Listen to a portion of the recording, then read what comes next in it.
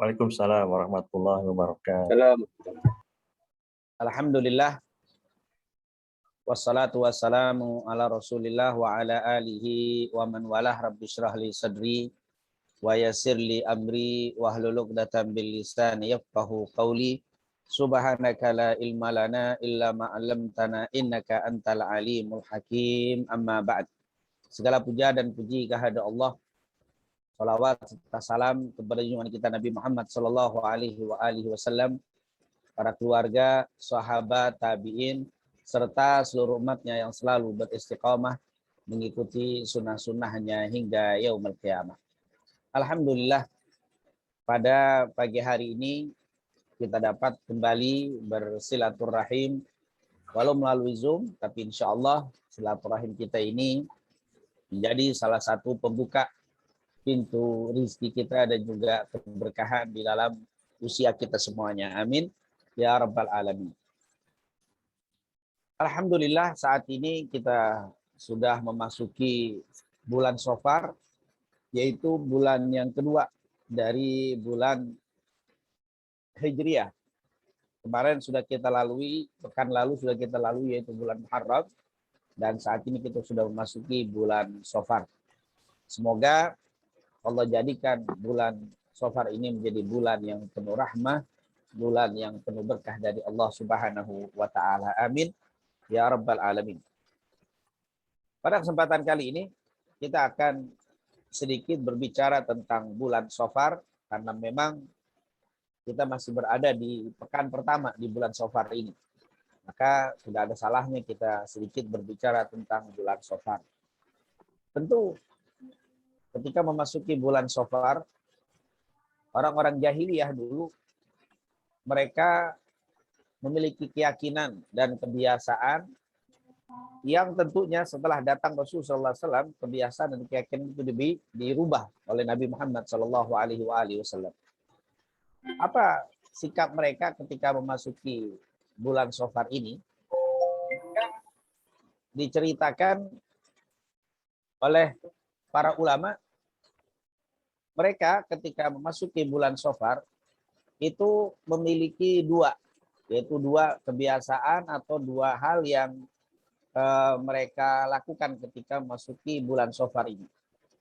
Yang pertama, mereka ini terbiasa, kalau bahasa kita ini, memiliki hal yang kurang baik, yang tidak bagus, yang dijelaskan oleh para ulama. Yang pertama, mereka itu memiliki rasa pesimis, atau mereka ini memiliki menganggap keyakinan atau memiliki keyakinan bahwa bulan ini adalah bulan yang mendatangkan kesialan, bulan yang buruk, bulan yang membawa ketidakbaikan di dalam apapun. Ketika mereka berusaha, mereka meyakini bahwa usaha mereka akan gagal. Kalau mereka mau melakukan pernikahan, mereka pun tidak berani. Mereka akan mengatakan bahwa pernikahan di bulan Shafar ini bulan yang tidak baik untuk melakukan pernikahan. Apapun yang mereka lakukan, mereka anggap bulan ini bulan yang tidak baik. Bahkan mereka sebut syahrut tasa'um, bulan yang penuh kesialan. Ini adalah keyakinan orang-orang jahiliyah. Yang kedua, mereka meyakini atau mereka melakukan perbuatan yang tidak baik dengan menukar, menambah atau mengurangi atau bahkan membulak-balikkan bulan. Jadi mereka suka bulan Shafar diganti dengan bulan Muharram, atau Muharram diganti di bulan Shafar. Bahkan bulan haji pun mereka ganti-ganti. Nah, ini mereka memang suka mengganti bulan Shafar ini dengan bulan Muharram. Kenapa? Karena mereka memang ketika masuk di bulan-bulan haram, baik dari Dzulqa'dah, Dzulhijjah, dan Muharram, itu dilarang perang, dilarang melakukan kedoliman, merampok, dan sebagainya. Akhirnya mereka kalau punya hawa nafsu ingin melakukan sesuatu yang diharamkan seperti berperang, mereka dilarang, tapi saat masuk bulan Muharram takut perang, karena dilarang, mereka kadang menggantinya, yaitu mengganti dengan bulan Shafar. Artinya, itulah kebiasaan orang-orang jahiliyah di bulan Shafar. Oleh karena itu, bagaimana sebenarnya bulan Safar ini menurut pandangan Nabi Muhammad SAW. Nah, di sini kita akan bahas secara singkat tentang bulan Safar ini agar kita tentunya tidak terpengaruh dengan jahiliyah atau mengambil keyakinan mereka. Yang pertama, bulan Safar. Apa makna bulan Safar? Para ulama mengatakan bulan Safar ini pertama kali nama Safar dikatakan diambil atau disebut pada masa Kilab ibn Murrah. Kilab bin Murrah ini kakek Rasul yang kelima. Ya. Dikatakan wasummiya bihadzal ism ala ahadi Kilab ibn Murrah al-jaddul khamis lir Rasul sallallahu alaihi wasallam. Dinamakan bulan Safar atau nama Safar ini terkenal banyak disebut kata-kata Safar ini kapan? Dikatakan oleh ulama yaitu sejak zaman Kilab ibn Murrah. Kilab bin Murrah ini kakek Nabi yang kelima. Jadi nama ini terkenal dengan Kilab ibn Murrah. Kilab bin Murrah ini adalah kakek Rasul yang kelima. Beliau yang pertama kali mengedepankan atau memperkenalkan nama Safar. Ini pendapat bagian ahli sejarah. Kemudian apa makna daripada Safar itu sendiri? Dinamakan bulan Safar, ada yang mengatakan dulunya ada pasar yang sangat besar di kota Yaman yang disebut Safariyah. Pasar ini namanya pasar di kota Yaman namanya Safariyah. Jadi orang-orang Arab dulu, bangsa Arab sering melakukan perdagangan ke wilayah pasar ini, daerah Yaman.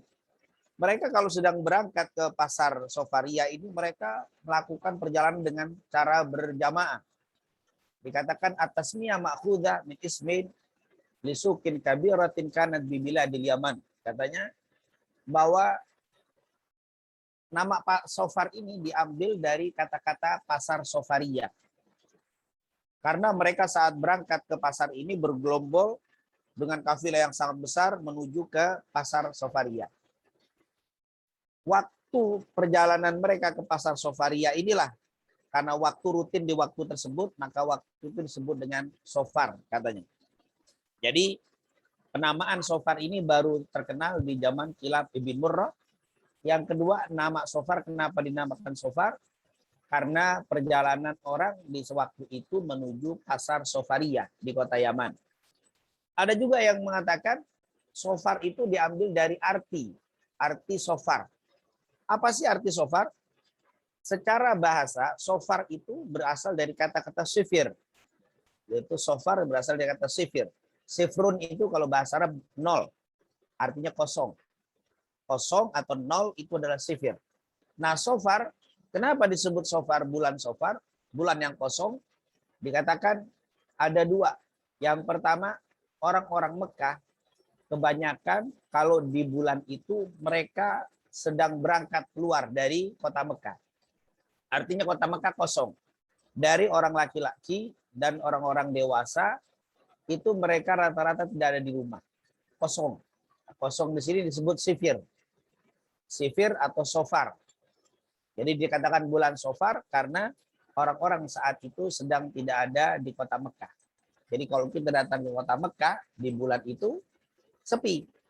Karena orang-orang terutama yang dewasa, bapak-bapak yang sudah bisa membawa senjata itu sudah keluar semua dari kota Mekah. Maka disebut dengan Safar. Artinya bulan yang kosong. Kosong, tidak ada orang laki di kota Mekah. Kenapa? Mereka kosong pergi, yaitu mereka semua pergi. Ada pendapat dari ulama pergi karena berperang, karena memang di bulan Dzulqa'dah dan Dzulhijjah. Maka saat masuk bulan itu, bulan Safar, mereka langsung berangkat untuk berperang. Jadi seakan-akan mereka sudah kangen mau berperang. Jadi kalau sudah bulan Muharram selesai, mereka langsung berperang. Jadi akhirnya kota Mekah kosong, seakan-akan tidak ada orang laki dan dewasa yang bisa kita temui, maka seperti nol. Safar disebutnya. Ini disebutkan kenapa dinamakan bulan Safar itu Safar. Karena sifir, yaitu nol. Tidak ada orang laki di kota tersebut. Baik mereka mengadakan peperangan atau pergi karena berdagang. Itu disebut dengan sofar, makna sofar. Dan masih banyak lagi makna-makna sofar. Dan juga yang satu juga yang disebutkan di dalam kitab Lataif, kata sofar berasal dari kata-kata maknanya itu adalah cacing yang ada di perut unta. Jadi seekor cacing atau cacing, hewan kecil, cacing yang berada di perut seekor unta itu juga disebut dengan sofar. Jadi itu makna sofar. Jadi kita sudah ketahui bulan sofar ini dinamakan bulan sofar, mulai terkenalnya penamaan ini dalam sejarah disebutkan dari zaman Kilab ibn Murrah, yaitu kakek yang kelima Rasulullah SAW. Arti makna sofar ada yang mengatakan dinisbatkan kepada pasar Sofariyah di kota Yaman. Ada yang mengatakan dinamakan sofar karena di bulan itu, di waktu itu kota Mekah kosong. Kenapa? Kosong dalam artian mereka sedang berangkat menuju peperangan atau musafir. Di Mekah seakan-akan tidak ada orang.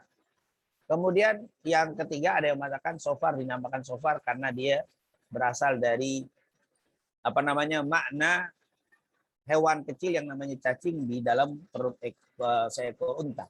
Jadi kalau ada cacing penyakit ini punya cacing penyakit ini yang berada di perut hewan itu disebut dengan sofar. Itu adalah penamaan sofar. Kemudian berkaitan dengan sofar ini, para ulama membahas juga tentang bulan sofar. Bagaimana keyakinan atau kebiasaan orang-orang jahiliyah di bulan sofar. Maka seperti yang dikatakan tadi, kebiasaan orang-orang jahiliyah ketika masuk bulan sofar ada dua macam. Yang pertama, mereka suka mempermainkan bulan sofar dengan mengedepankan dan mengakhirkan bulan tersebut.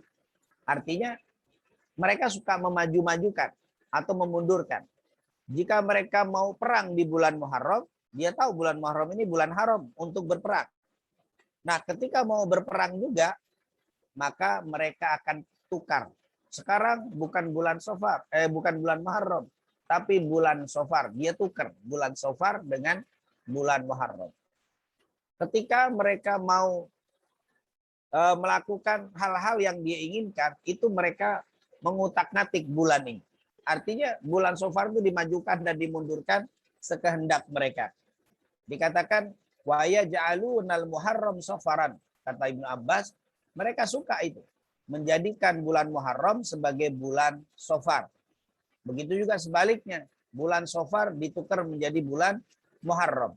Nah, ini adalah kebiasaan jahiliyah yang pertama. Mereka suka menukar-nukar, memajukan atau mengedepankan bulan Sofar. Ini tentunya perbuatan jahiliyah. Yang kedua, kebiasaan jahiliyah ini, mereka bila masuk di bulan Sofar, mereka itu bersifat pesimis. Dalam artian mereka meyakini bahwa bulan Sofar ini adalah bulan yang penuh dengan kesialan. Mereka menyebutnya sebagai Syahrut Tasa'um, bulan yang penuh penyesalan. Mereka kesialan. Mereka menganggap bahwa bulan ini bulan tidak baik. Bulan ini bulan musibah. Bulan ini bulan banyak bencana. Bulan ini banyak bulan bala, banyak penyakit dan seterusnya. Nah, mereka menganggap bahwa bulan ini adalah bulan yang sial. Syahrut Tasa'um, bulan yang penuh kesialan. Jadi mereka kalau masuk di bulan Sofar, mereka lemah. Mereka tidak semangat, mereka ketakutan. Itulah kebiasaan orang-orang jahiliyah. Nah, tentunya keyakinan ini ditolak oleh Rasulullah Sallallahu Alaihi Wasallam. Rasulullah tidak setuju, bahkan menolak keyakinan mereka. Yang pertama, apa sikap Rasul Sallallahu Alaihi Wasallam menanggapi keyakinan jahiliyah ini? Tentunya Rasulullah SAW menjelaskan bahwa innaman nasi'u, bahwa sesungguhnya ziyadatun fil kufur. Kata Rasulullah SAW, menambah, menukar, mengakhirkan, mengedepankan bulan itu adalah perbuatan yang menambah kekafiran. Artinya sekali lagi, bulan 12 yang sudah Allah tetapkan dari Muharram, Safar, Rabiul Awal, Rabiul Tsani, Jumadil Awal, Jumadil Tsani, Rajab, Sya'ban, Ramadan, Syawal, Dzulqa'dah, Dzulhijjah itu tidak boleh dibelakangkan atau dikedepankan, tidak boleh ditukar-tukar. Ya Muharram, ya Muharram, Safar, ya Safar, Rabiul Awal, ya Rabiul Awal. Tidak boleh. Menukar bulan-bulan itu termasuk perbuatan orang-orang kafir. Dan Rasulullah SAW tentunya tidak diperbolehkan kita mempunyai hal atau perbuatan seperti yang dilakukan oleh orang-orang jahiliyah. Yaitu kita harus tetap Muharram ya Muharram, Safar ya Safar, tidak boleh ditukar sesuai dengan hawa nafsu kita. Itu adalah ketetapan dari Allah Subhanahu wa taala. Yang kedua, menganggap bulan Safar sebagai bulan sial ini pun ditolak oleh Rasul sallallahu alaihi wasallam. Rasulullah SAW bersabda sebagaimana riwayat Abu Hurairah radhiyallahu an Bukhari Muslim, la adwa wala tiyarata wala hamata wala safar wafir minal majdum kama tafirru minal asad. Kata Rasul sallallahu alaihi wasallam, la adwa, tidak ada penyakit menular. Wala tiarah, tidak ada juga tiarah. Apa itu tiarah? Tiarah itu adalah mengadu nasib dengan bintang, dengan hewan dan lainnya. Wala safar, dan tidak ada safar, tidak ada bulan safar. Maksudnya bulan safar yang sial. Wafir minal majdum kama tafirru minal asad. Larilah kamu dari orang yang berpenyakit kusta seperti engkau lari dari singa.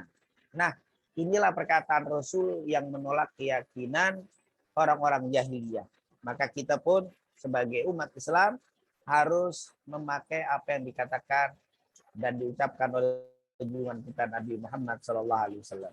Coba kita lihat, kita buka sedikit makna hadis Nabi yang Bukhari Muslim ini.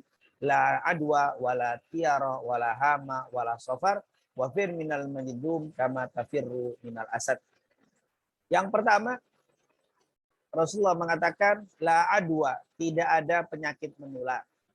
Maksudnya bukan berarti Rasulullah meniadakan penyakit menular. Penyakit menular ada. Penyakit menular ada. Maka Rasulullah di akhir hadis ini mengatakan apa? Wafir minal majdum kama tafirru minal asad. Larilah kamu dari orang yang berpenyakit menular seperti engkau lari dari singa. Berarti di situ ada keyakinan ada penyakit menular. Tapi kata-kata la adwa, maksud kata-kata adwa di sini tidak ada penyakit menular, maksudnya adalah la adwa, tidak ada penyakit menular dengan sendirinya. Artinya tidak ada penyakit menular itu dengan sendirinya. Tiba-tiba orang sakit atau kita sakit itu gara-gara fulan. Orang itu sakit gara-gara fulan. Binatang itu sakit gara-gara penyakit yang ada di binatang fulan. Tidak ada. Jadi penyakit menular itu tidak menular dengan sendirinya. Tapi penyakit menular itu tetap dengan izin Allah Subhanahu wa taala. Jika kita kena sakit atau ketika kita sakit, maka jangan disalahkan fulan. Ini gara-gara fulan saya jadi sakit. Gara-gara fulanah saya jadi sakit. Itu tidak boleh. Itu adalah keyakinan jahiliyah. Kita tidak boleh menyalahkan orang lain ketika kita sakit. Saat kita sakit, kita katakan ini sudah takdir dari Allah Subhanahu wa taala. Ini merupakan ketentuan dari Allah. Kita sudah berusaha untuk tidak sakit. Kita berusaha untuk tidak tertular. Tiba-tiba kena juga, tiba-tiba sakit juga, maka kita katakan ini takdir dari Allah Subhanahu wa taala. Itu yang diyakini dan diajarkan oleh junjungan kita Nabi Muhammad SAW. Kalau jahiliyah tidak. Kalau ada yang sakit, langsung dia mencari orang lain yang pertama kali sakit. Kalau dia kena penyakit yang sama dengan saudaranya kena lebih dulu, maka dia akan menyalahkan saudaranya. Ini gara-gara kamu saya jadi sakit. Ini gara-gara bapak fulan saya jadi sakit. Ini gara-gara bapak ibu fulana saya jadi sakit. Nah, ini tentunya ditolak oleh Nabi Muhammad. La adwa, tidak ada penyakit menular dengan sendirinya. Kalaupun kamu sakit, sudah ada takdir dari Allah. Makanya di dalam Al-Quran Allah Subhanahu wa taala katakan, ma asaba min musibatin fil ardi wala fi anfusikum illa fi kitabin min qabli an nabra'aha. Sesungguhnya tidak ada sebuah musibah yang menimpa di atas muka bumi, wala fi anfusikum, atau di diri kalian. Jadi tidak ada musibah yang menimpa di atas muka bumi atau diri kalian, illa fi kitabim min qabli an nabra'aha, kecuali sudah ada di ketentuan Allah sebelum diciptakannya. Jadi ini harus kita yakini bahwa musibah bukan karena sakit, bukan karena fulan, tapi sudah ketentuan dari Allah. Ini firman Allah dalam surat Al-Hadid ayat ke-22. Nah, ini menunjukkan sekali lagi bahwa tidak ada penyakit menular dengan sendirinya. Tetapi tetap kita diperintahkan untuk berikhtiar. Kita berusaha untuk menghindari orang yang sedang sakit. Makanya Nabi mengatakan tadi, wafir minal majdum kama tafirru minal asad. Larilah kamu dari orang yang berpenyakit kusta seperti engkau lari dari singa. Di dalam hadis yang lain menunjukkan bahwa Rasulullah itu berusaha. Abu Hurairah bercerita sebagaimana diceritakan oleh Imam Ahmad di dalam kitabnya Al-Musnad, anna Nabiyya sallallahu alaihi wasallam marra bi jidarin aw ha'itin ma'ilin fa asra al-masya. Rasulullah SAW pernah sedang berjalan dengan Abu Hurairah, lalu dia melewati tembok yang miring yang sudah hampir rubuh. Fa'asra al-masya, maka Nabi mempercepat jalannya. Waktu ditanya, ya Rasulullah, kenapa kita harus mempercepat jalan kita? Maka Rasulullah bilang, inni akrahu mautal faj'ah atau fawat. Sungguh aku tidak mau mati mendadak. Maksudnya apa? Aku takut ini tembok, ini dinding rubuh.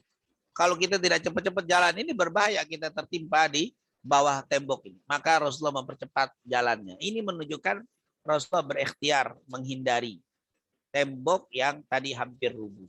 Nah, ini tentunya merupakan ajaran Rasulullah SAW untuk berikhtiar. Bahkan di dalam hadis yang pernah kita bahas tentang taun, hadis riwayat Imam Bukhari dari Usama bin Zaid, idza sami'tum bit-ta'un bi ardin fala tadkhuluha wa idza waqa'a bi ardin wa antum fiha atau wa antum biha fala takhruju minha. Itu hadis Bukhari. Rasulullah mengatakan apa? Idza sami'tum bit-ta'un bi ardin, bila kamu mendengar berita tentang adanya penyakit menular di satu negeri, di satu wilayah, fala tadkhuluha, jangan kalian masuk, kata Rasulullah. Wa idza waqa'a bi ardin wa antum biha, dan apabila terjadi wabah taun itu di satu negeri dan kamu berada di dalamnya, sudah berada di dalamnya, fala takhruju minha, maka janganlah kamu keluar dari wilayah itu.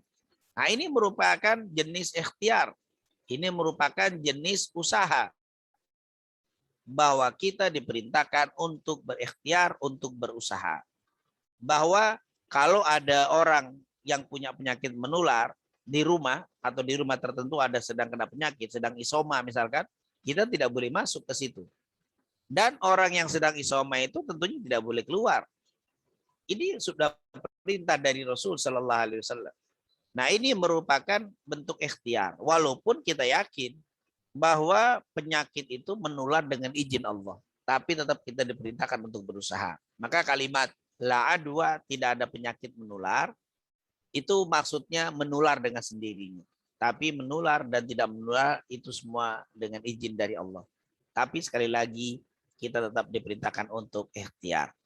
Yang kedua, la tiaroh. Apa itu tiaroh? Tiaroh itu minasyirik. Tiaroh itu kalau orang-orang jahiliyah dulu, mereka kalau mau pergi, mereka akan atau mereka mau mengadakan perjalanan dagang atau mereka mau mengadakan suatu perkara, mereka mengambil seekor burung, lalu burung itu dilepas. Ketika burung itu terbang ke arah kanan, mereka mengatakan, oh, apa yang akan kita lakukan ini pasti mendatangkan untung. Bagus, sukses. Tapi kalau burung itu terbang ke arah kiri, maka mereka katakan, oh, ini akan mengalami kerugian. Ini perjalanan tidak akan bagus. Maka mereka tidak melakukan perjalanan. Jadi mereka menghitung nasib yang akan datang dengan melepas seekor burung. Itu namanya tiaroh. Dan kita tidak boleh melakukan sesuatu apapun dengan melakukan seperti orang jahiliyah tadi. Menebak baik dengan burung. Kalau zaman jahiliyah tiaroh dengan burung, kita dengan apapun. Tidak ada yang bisa memberitahukan kepada kita apa yang akan terjadi ke depan. Mau diramal dengan burung, tidak boleh, atau dengan hewan, atau diramal dengan bintang, perbintangan, zodiak, atau mungkin dengan kartu, tarot dan sebagainya, itu dilarang semua oleh Rasulullah SAW. La tiaroh, tidak ada ramalan nasib, ramalan yang akan datang, tidak ada, kata Rasul.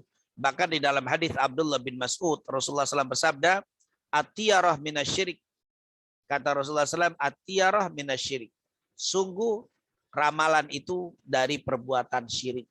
Jadi perlu kita perhatikan, tidak boleh sedikit pun kita mempercayai ramalan-ramalan, baik ramalan dengan telapak tangan, nasib ke depan bagaimana, semua jenis ramalan tidak diperbolehkan, dan itu termasuk perbuatan syirik. Ini kata Rasulullah SAW, at-tiaroh minasyirik. Awas, tiaroh itu dari perbuatan syirik. Nah, ini tentunya dijelaskan oleh para ulama panjang lebar. Apapun jenis ramalan itu tetap tidak diperbolehkan. Kadang sekarang ini luar biasa, bertambah, berkembang, dan akhirnya banyak orang yang melakukan ramalan-ramalan nasib yang akan datang. Sekali lagi, kita sebagai umat Nabi Muhammad SAW tidak diperbolehkan. Rasulullah sudah mengatakan, la tiaroh, tidak ada ramalan, at-tiaroh minasyirik. Tiaroh itu adalah termasuk perbuatan yang dilarang dan termasuk dosa besar. Ini kalimat la adwa wala tiara, lalu Nabi bilang wala hama. Hama ini, apa itu hama? Dikatakan kanat al-jahiliyah, dulu orang-orang jahiliyah meyakini bahwa idza dufina al-mayyit, kalau ada satu mayit atau orang mati dikubur, itu kharaja min qabrihi hama, maka akan keluar dari kuburnya hama. Hama itu apa? Burung gagak atau burung hitam, burung yang berwarna hitam. Mereka meyakini bahwa burung gagak itu adalah inkarnasi, mungkin ya, jelmaan dari mayit yang sudah mati. Jadi kalau ada mayit dikubur, setelah dikubur nanti akan keluar burung hitam, dan burung hitam itu namanya hama. Hama ini mereka meyakini seperti kalau kita lihat penjelasan dari para ulama kitab, seperti burung gagak. Itu adalah burung hama. Burung gagak ini adalah jelmaan dari orang yang sudah mati, menurut keyakinan jahiliyah. Dan burung gagak ini kalau hinggap di satu genteng atau di rumah orang, lalu dia berbunyi, kuek, kuek misalkan, maka orang meyakini jahiliyah rumah itu akan kena musibah. Rumah itu akan ada yang sakit, rumah itu akan ada yang mati, dan seterusnya. Itu adalah keyakinan jahiliyah, bahwa hama ini keyakinan adanya burung yang mengabarkan akan adanya musibah. Dan ini merupakan keyakinan jahiliyah. Nabi bilang wala hama, tidak ada hama. Tidak ada burung yang menjadi jelmaan seseorang yang sudah mati. Tidak ada burung atau yang lainnya yang bisa memberitahukan akan kena musibah atau tidak kena musibah. Inilah keyakinan jahiliyah. Jadi kita tidak boleh meyakini adanya hewan-hewan yang bisa membawa musibah atau mengabarkan akan datangnya musibah. Tidak ada yang binatang yang bisa mengabarkan akan datangnya keberuntungan dan kerugian. Itu adalah keyakinan jahiliyah. Ini merupakan sikap Rasulullah SAW terhadap keyakinan jahiliyah yang ketiga. Jadi kata Nabi, la adwa, tidak ada penyakit menular. Wala tiaroh, tidak ada ramalan nasib, ramalan apa yang akan terjadi dengan hewan dan lainnya. Wala hama, dan tidak ada burung, dalam artian jelmaan dari orang yang sudah meninggal, atau burung yang bisa memberitahukan akan musibah yang menimpa seseorang. Ini adalah penjelasan dari Nabi Muhammad SAW. Dan yang terakhir, Rasul bilang wala tiaroh, dan tidak ada tiaroh. Apa itu? Wala sofar, tadi tiaroh sudah. La adwa wala tiaroh wala hamma dan wala sofar, dan tidak ada sofar. Maksudnya apa? Rasulullah mengatakan kepada para sahabat, para orang-orang musyrikin, orang-orang jahiliyah, dan tentunya kepada kita, bahwa tidak ada sofar. Maksudnya tidak ada kesialan di bulan sofar. Bulan sofar adalah salah satu bulan di antara 12 bulan yang Allah tetapkan. tidak ada kesialan di dalamnya. Sial tidak sial bukan terletak pada bulannya, tapi sial tidak sial kata Rasulullah terletak pada perbuatannya. Bulan Safar ini akan menjadi sial kalau kita isi dengan berbagai macam maksiat. Bulan Safar ini menjadi bulan berkah kalau kita isi dengan berbagai macam amal soleh. Jadi Rasulullah meniadakan kesialan di bulan Safar. Dan juga di dalam penjelasan yang lain bahwa Rasulullah SAW meniadakan kesialan di semua ciptaan Allah. Artinya tidak ada apa yang diciptakan Allah itu mengandung kesialan. Yang ada adalah kebaikan. Kebaikan semua. Bulan Safar adalah bulan baik. Bulan yang lain semua bulan baik. Tapi yang ada adalah bulan yang terbaik. Jadi semua itu baik tapi ada yang terbaik. Seperti bulan Safar, baik. Tapi yang terbaik tentunya bulan Ramadan. Semua bulan itu baik. Tapi yang terbaik adalah bulan Ramadan. Hari semua baik. Tidak ada hari siang. Tapi yang terbaik adalah hari Jumat. Seperti kata Rasul, inna min afdali ayyamikum yaumul jumu'ah. Semua tempat baik. Tapi ada yang terbaik. Yaitu Mekah, Madinah. Kalau di tempat kita, masjid. Yaitu tempat-tempat ibadah. Itu tempat yang terbaik. Waktu semuanya baik. Tapi waktu yang terbaik untuk berdoa dan yang lainnya adalah jawful lail, di tengah malam, di saat orang tertidur. Jadi semua waktu baik, semua tempat baik, semua bulan baik. Tidak ada yang tidak baik. Tapi yang Allah adakan yang terbaik. Nah ini sekali lagi bulan Safar adalah bulan yang baik, tapi yang terbaik ada, yaitu bulan Ramadan. Jadi kita harus meyakini tidak ada yang mengandung keburukan. Semua waktu, semua tempat, semua bulan, angka semuanya baik. Tidak ada yang sial. Sial dan tidak sial bukan karena waktu, tempat, angka, tetapi ditentukan oleh perbuatan kita sendiri. Semoga kita jadikan bulan Safar ini menjadi bulan yang penuh berkah. Bulan yang penuh kebaikan dengan kita melakukan amal-amal soleh. Itulah mungkin yang bisa kita sampaikan di pembahasan tentang bulan Safar.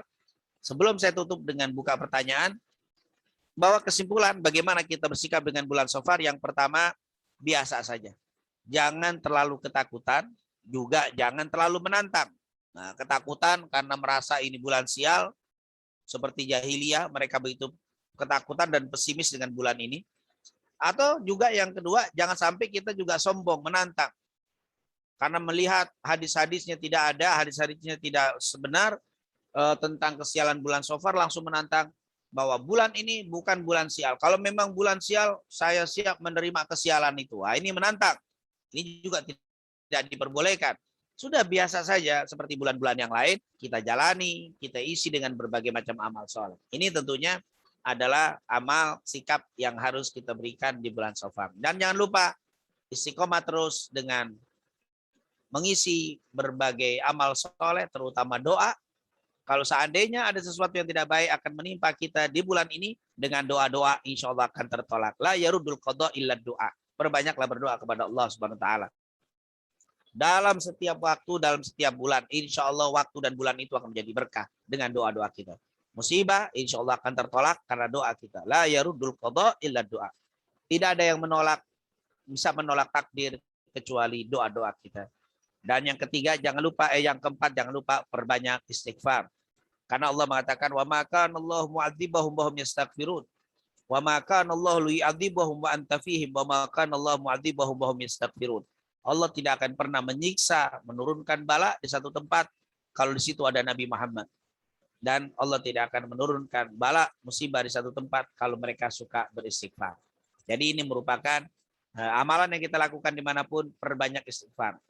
Hari apa saja, bulan apa saja, insya Allah bala musibah di waktu itu akan ditolak ketika kita banyak beristighfar. Yang terakhir, yang kelima, jangan lupa tetap banyak sedekah. As-sedekah tadfa'ul bala. Insya Allah dengan banyak sedekah, bala akan ditolak dari kehidupan kita, dunia wal akhirah. Itu mungkin 5 sikap yang harus kita sikapi di bulan Safar ini. Jangan ketakutan, jangan sombong. Ayo kita perbanyak istighfar dan berdoa dan juga sedekah. Semoga Allah jadikan bulan ini menjadi bulan yang penuh keberkahan. Amin ya rabbal alamin. Mungkin itu yang saya sampaikan. Mungkin kalau masih ada waktu, kalau mau yang bertanya silakan. Alhamdulillah, jazakallah Ustaz atas ilmu yang telah diberikan. Karena masih ada waktu, maka kita masuk pada sesi kedua, yaitu sesi tanya jawab. Di sini ada titipan satu pertanyaan dari Ibu Istianti.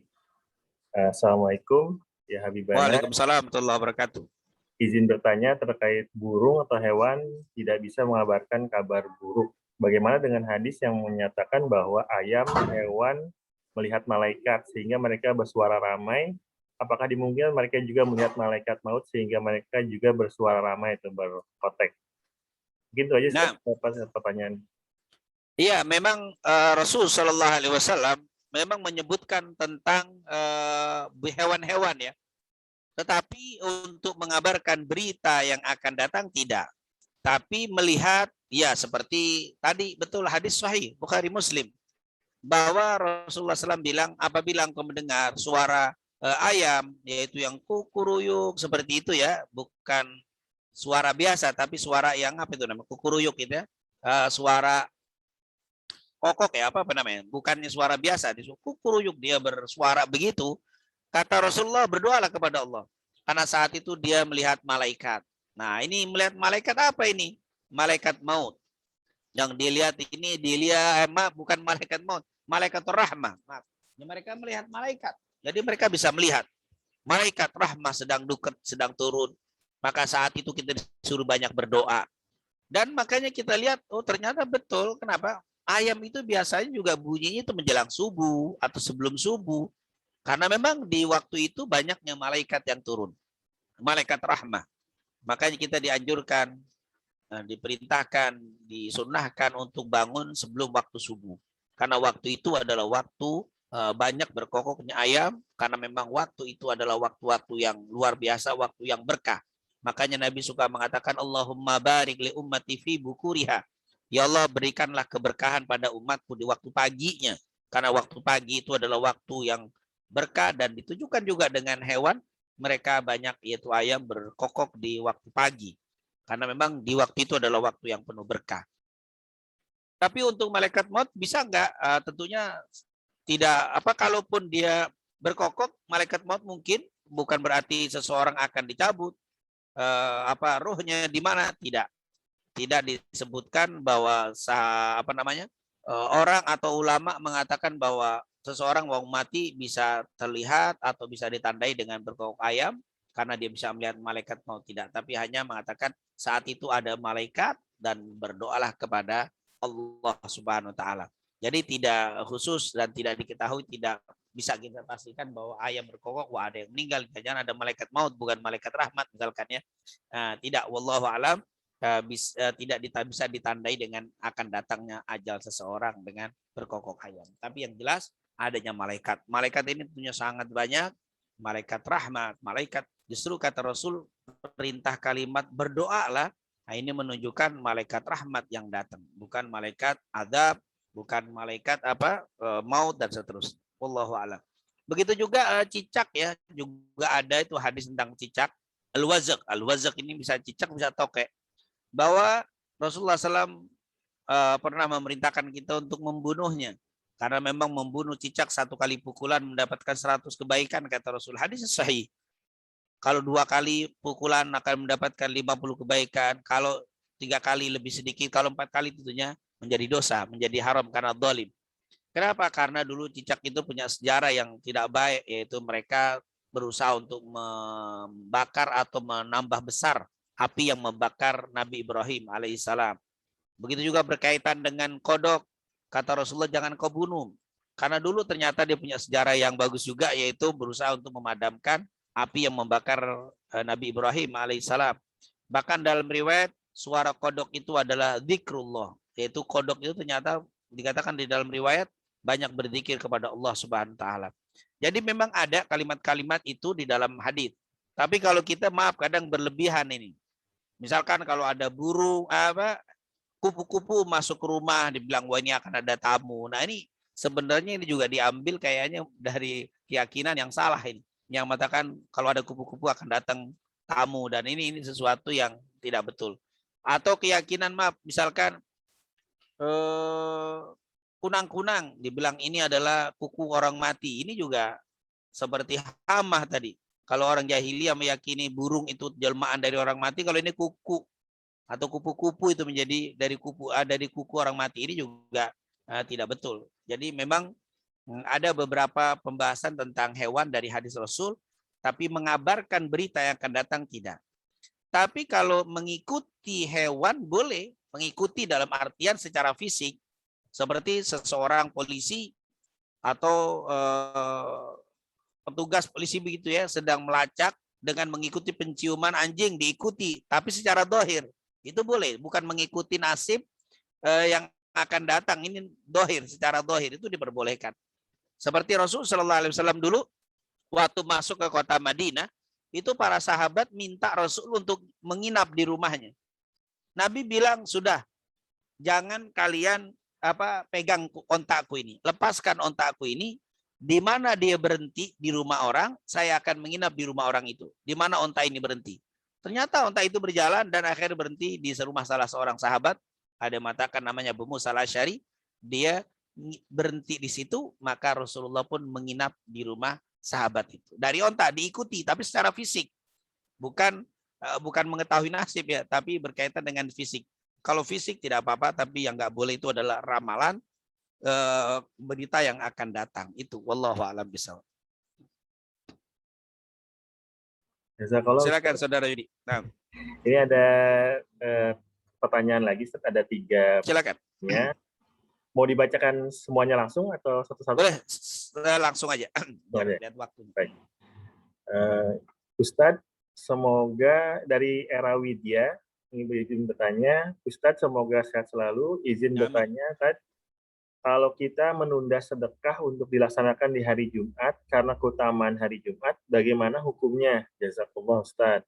Yang pertanyaan kedua dari Ibnu Hasim, Assalamualaikum Ustadz, izin bertanya, apakah ramalan cuaca atau terjadinya bencana yang didasarkan pada data ilmiah diperbolehkan? Bagaimana kita menyikapi atas ramalan cuaca dan bencana tersebut? Terus yang terakhir Ustadz dari Ranandini, Ustadz, izin bertanya, kaitan dengan Latiaroh, saya kenal seseorang yang menganggap namanya menjadi penyebab beliau sering sakit-sakitan. Lalu dia menukar namanya. Apakah ini dibenarkan? Itu aja, Ustaz. Mungkin 3 pertanyaan. Silakan. Iya, boleh nggak menyimpan sedekah kita setelah sudah cukup, atau kita ambil hari Jumat, kita sedekahkan. Nggak saat ini kita punya, kita kumpulkan dulu. Saya teringat dengan kalau kita baca cerita Aisyah dan juga Asma ya. Asma itu adik kakak dengan Aisyah. Dikatakan, dan juga ada sahabat dan istri Rasul juga ada yang seperti itu. Tapi ini cerita Asma dengan Aisyah. Dua-duanya ini putri Abu Bakar Siddiq. Asma ini dulu yang suka mengirim makanan saat Nabi bersembunyi dengan Abu Bakar Siddiq saat hijrah. Itu Asma. Suka disebut Datun Nitaqain. Itu punya gelar Datun Nitaqain. Itu Asma punya sifat dermawan. Aisyah istri Rasul juga sangat dermawan. Dua-duanya dermawan. Tapi bedanya disebutkan begini. Asma itu kalau punya uang nggak sempat ngumpulin, dapat langsung sedekah, Jadi kalau mau sedekah dia nggak bisa ditahan. Jadi saat ini mau bersedekah dia nggak bisa nunggu besok, nggak kuat kata dia. Saya nggak bisa mau sedekah nunggu besok. Saat ini saya punya, saya akan sedekahkan. Berbeda dengan Aisyah, sifatnya apa? Aisyah dia kumpulin dulu. Setelah agak banyak baru disedekahin semua. Jadi sama-sama bersedekah.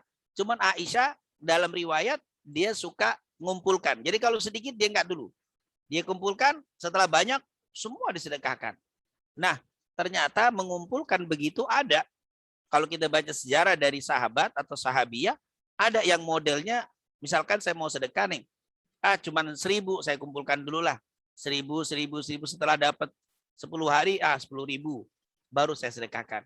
Kalau 10.000 sedikitan, saya kumpulkan dulu 10 hari 100.000 baru saya sedekahkan. Boleh, kata para ulama. Apalagi menunggu hari yang afdol. Hari biasa itu afdol, tapi kalau hari Jumat lebih afdol. Saya kumpulkan di hari Jumat baru saya sedekahkan supaya dapat afdoliyah, diperbolehkan. Yang penting saat kita kumpulkan nunggu hari Jumat tidak menjadi mudarat untuk orang yang berhak menerimanya. Yang tidak boleh itu saat ini dibutuhkan sama orang fakir, tapi dia kumpulkan atau dia nunggu hari yang lebih afdol. Ini baru nggak boleh. Tapi kalau saat ini kita infakkan boleh, nggak ada masalah. Jumat juga nggak ada masalah. Silakan diambil hari yang terbagus untuk beramal soleh dan dikumpulkan lebih dulu. Itu adalah metode atau cara orang yang bersedekah model-model. Dan semuanya alhamdulillah amal soleh dan diperbolehkan. Jadi kalau ditanya mengumpulkan sedekah dulu baru dikeluarkan dengan jumlah yang agak banyak, atau dikumpulkan dulu mengeluarkan di hari yang lebih afdal, ternyata itu sudah ada dari sahabat yang model seperti itu. Jadi alhamdulillah dipersilakan, boleh dan sangat mulia. Kemudian berkaitan dengan ramalan cuaca, kata para ulama tidak termasuk tiaroh, tidak termasuk syirik. Kenapa? Karena ramalan itu dengan ilmu. Yang tidak boleh itu ramalan dengan menebak. Ketika melihat telapak tangan langsung ditebak, oh ini bakal nasib begini-begini, itu haram. Atau dengan zodiak, lahir tanggal berapa, bulan berapa, oh sekian, oh berarti bulan Anda begini-begini, itu adalah ramalan. Tapi kalau dengan ilmu, itu bukan ramalan namanya, itu ilmu. Dilihat perjalanan air, angin, ya apa asap yang mengandung air itu berjalan dengan kecepatan angin sekian-sekian, diperkirakan Jakarta sore nanti akan turun hujan. Dari mana? Dilihat dari keilmuan. Nah, itu bukan termasuk syirik, itu boleh dengan ilmu. Karena Islam itu sangat menghargai ilmu, walaupun tidak kita katakan pasti. Nah, tapi diperkirakan akan hujan jam sekian, diperkirakan. Tidak dikatakan pasti akan hujan. Tidak. Kenapa? Karena ini ilmu dengan perkiraan. Sama seperti seorang dokter ya, ketika melihat pasiennya, misalkan, oh jantungnya sudah tidak berfungsi, sekian, kata dokter, diperkirakan ini pasien paling sebulan paling lama bertahan hidup. Kalau tidak ada perubahan di dalam penyakitnya ini, dia akan bisa sebulan. Atau mungkin seminggu paling lama. Bahkan ada yang menebak bisa setahun. Diperkirakan dari segi keilmuan. Dan benar, rata-rata iya. Tiba-tiba dalam waktu sebulan drop, benar. Nah itu bukannya syirik. Kenapa? Karena dengan ilmu, karena dilihat. Sama seperti kita seorang guru kadang-kadang kan begitu. Atau karyawan. Oh saya lihat murid saya ini nggak bakal lulus. Tahun depan ujian nggak bakal lulus. Kemungkinan besar nggak lulus. Bisa. Kenapa? Karena saya lihat ini anak tidak pernah belajar. Tidak pernah aktif di dalam kelasnya. Tidak pernah ikut. Nah, kita bilang ini tidak akan lulus. Berarti itu bukan ramalan, adalah melihat dari segi keilmuan. Wah ini anak pasti lulus, insya Allah lulus. Bahkan lulusnya komlut, bagus nilainya. Kenapa? Karena saya lihat dia begitu aktif, dia begitu ikhtiar. Nah itu boleh dan itu bukan termasuk ramalan. Kenapa? Karena dengan keilmuan. Jadi Islam itu menghargai keilmuan. Yang tidak boleh itu adalah meramal. Nah, meramal dengan memperkirakan dengan keilmuan beda. Saya lihat ini orang dagangnya semangat, manajemennya bagus, marketingnya bagus, insya Allah setahun maju, setahun akan sukses. Ternyata sukses, itu bukan meramal, tapi melihat dari keilmuan yang dia jalankan. Nah ini tentunya bukan sesuatu yang hal dilarang dan itu adalah bukan kemusyrikan. Itu namanya apa?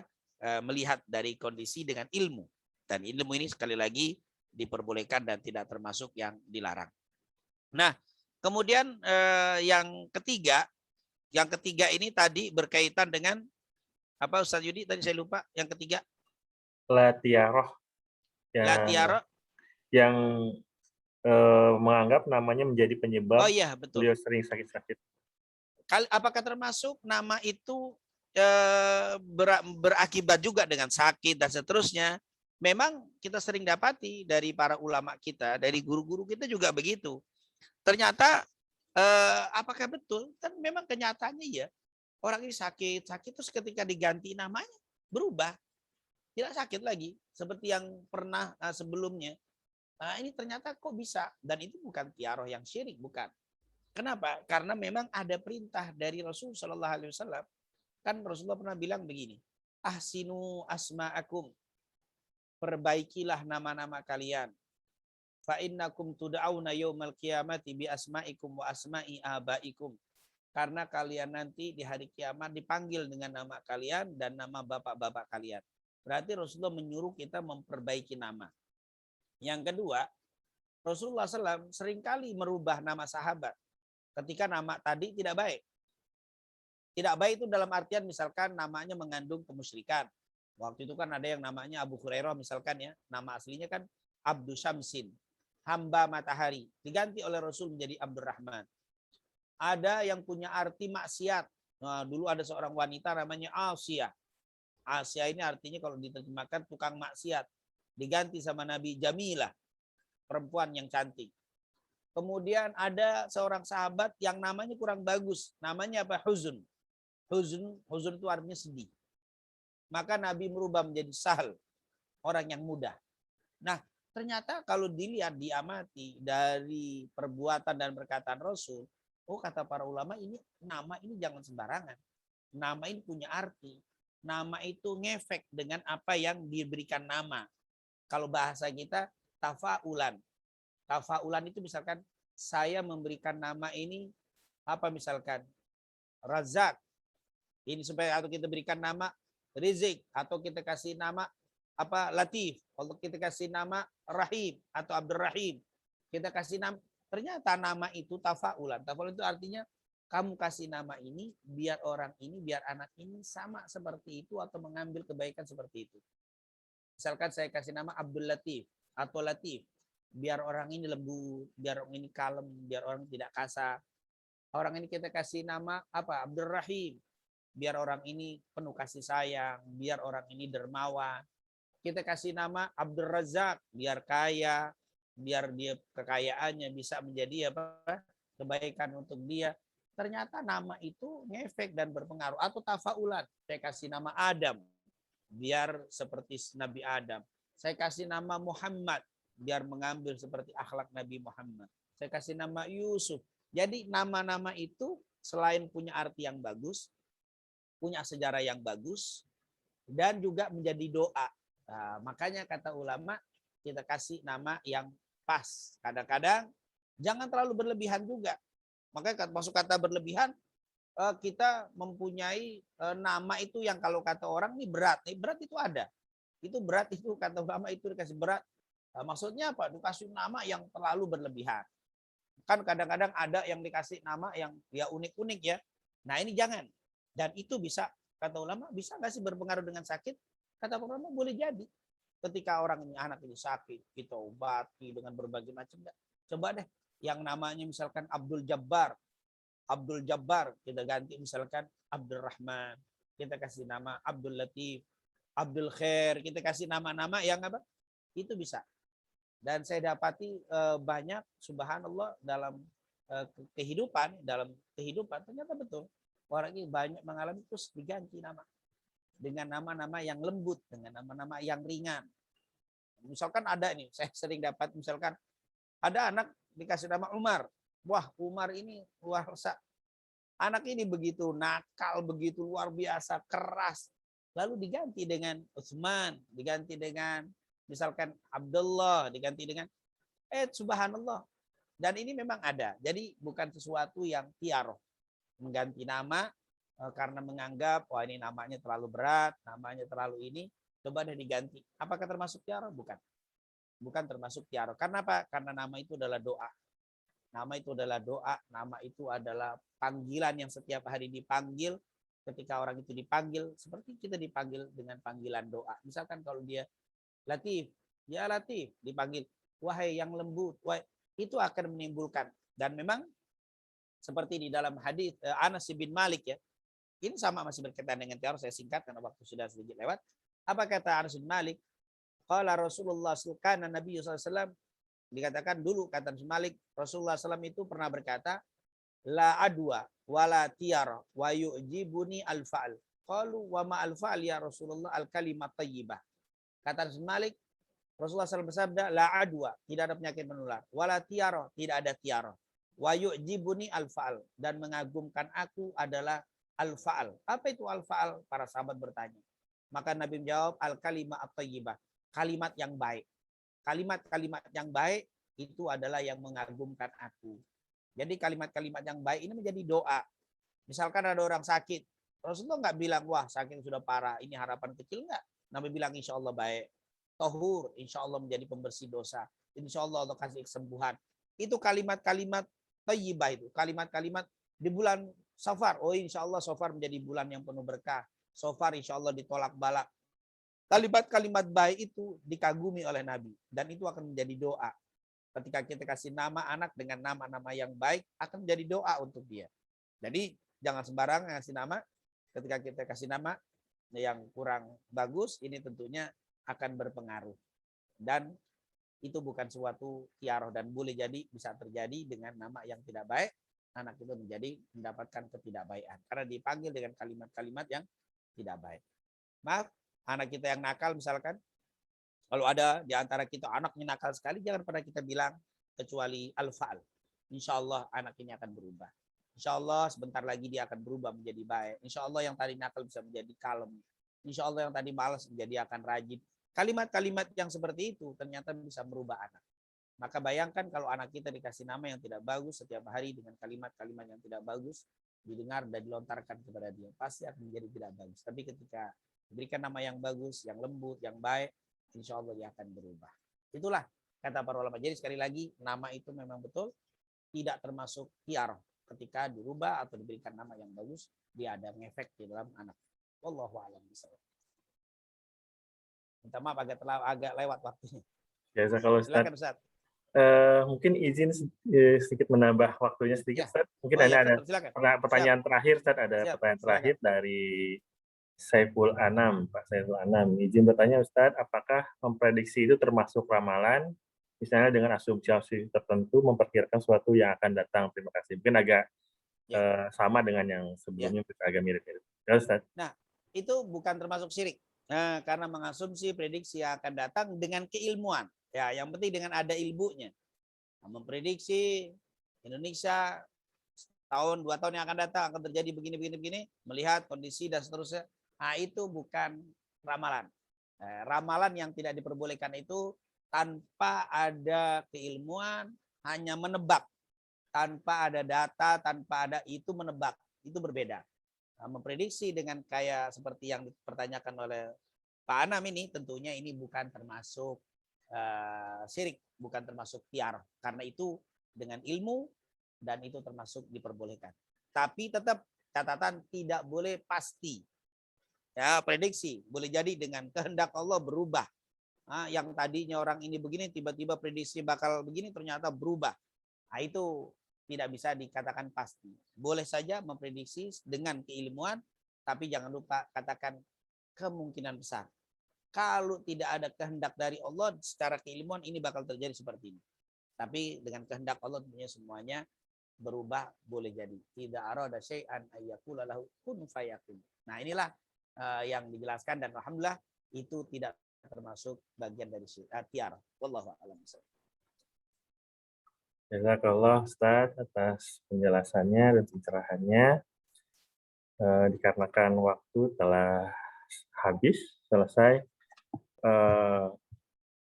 maka sebelum kajian ini ditutup, kami pengurus meminta maaf sebesar-besarnya apabila ada kesalahan dan kekurangan, dan dimohon kepada Ustadz untuk dapat memandu kita dalam berdoa sekaligus menutup kajian ini. Silakan Ustadz. Baik. Mungkin itu saja yang bisa kita sampaikan, dan sekali lagi kita mohon kepada Allah Subhanahu wa taala semoga Allah Subhanahu wa taala menjadikan bulan Safar ini menjadi bulan yang penuh berkah, bulan yang penuh rahmah, bulan yang penuh kebaikan dan dijauhkan dari berbagai macam keburukan, baik dari bencana, fitnah, musibah dan berbagai macam penyakit. Dan semoga apapun yang kita lakukan, usaha yang dilakukan di bulan ini insya Allah menjadi usaha yang penuh keberkahan dan dilancarkan oleh Allah Subhanahu wa taala. Dan semoga Allah Subhanahu wa taala memberikan keistiqomahan kepada kita untuk tetap menjaga ibadah kita di bulan Safar ini, dan Allah berikan kekuatan kepada kita untuk menjauhi berbagai macam kemaksiatan sehingga betul-betul bulan ini menjadi bulan keberkahan. Amin ya rabbal alamin. Rabbana taqabbal minna innaka antas samiul alim wa tub alaina innaka antat tawwabur rahim. Allahumma inna nas'aluka ilman nafi'an wa rizqan thayyiban wa amalan shalihan. Allahumma adfa'anna al-bala wal waba wal ghala wal fitan wal amrad wal asgab ma dhahara minha wa ma batan. Allahumma arham ummata sayyidina Muhammad. Allahumma astur ummata sayyidina Muhammad. Allahumma jibur ummata sayyidina Muhammad. Allahumma jbur umat Sayyidina Muhammad. Allahumma ja'alna min khiyari umat Sayyidina Muhammad. Wa sallallahu ala Sayyidina Muhammadin wa ala alihi wa sahbihi wasallam. Walhamdulillahi rabbil alamin. Itu mungkin yang bisa saya sampaikan. Sekali lagi Muhammad, suara agak terganggu karena saya di luar dan ternyata hujan di wilayah ini. Jadi mohon maaf, lebih kurangnya wassalamualaikum warahmatullahi wabarakatuh. Waalaikumsalam. Waalaikumsalam warahmatullahi wabarakatuh. Jazakallahu khair, Ustaz. Terima kasih. Jadi semua jamaah, izin saya tutup. Makasih, Mas. Sama-sama. Assalamualaikum. Waalaikumsalam warahmatullahi wabarakatuh. Izin ditutup ya.